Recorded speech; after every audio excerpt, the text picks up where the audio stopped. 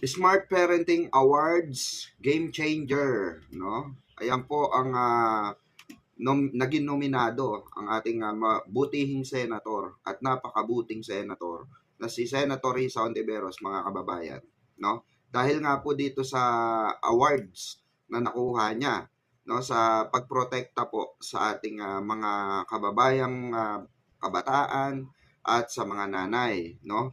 Syempre mga kababayan, no, kaakibat po niyan yung pasa ni Senator Risa dito po sa maternity leave na alam naman natin mga kababayan na 60 days lamang ang maternity leave noon.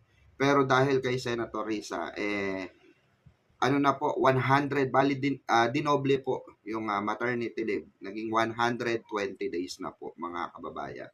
Kaya po ginawaran siya ng Smart Parenting Awards, 'di ba? No, palakpakan naman natin si Senator Risa dahil alam natin na isa siya talaga, no? At as far as I know, mga kababayan, according to my knowledge, 'di ba?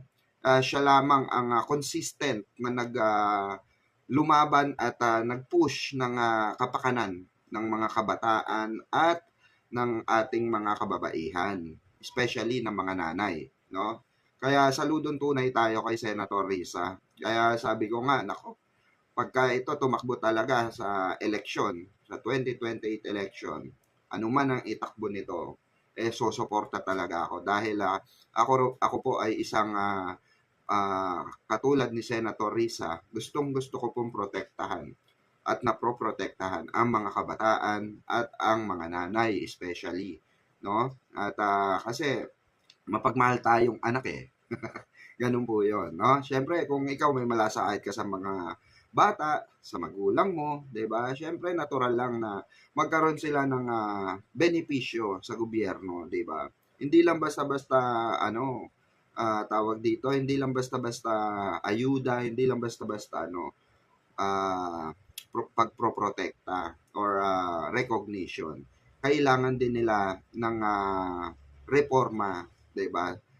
Sa batas para po 'di ba sa batas meron silang matibay na sandalan, 'di po ba? Oh, kaya saludong tunay Senator Risa Hontiveros. Congratulations po mahal namin Senator. Keep it up at nasa likod mo po kaming mga supporters mo. Maraming maraming salamat, no? Ayan ang magandang balita mga kababayan, ha?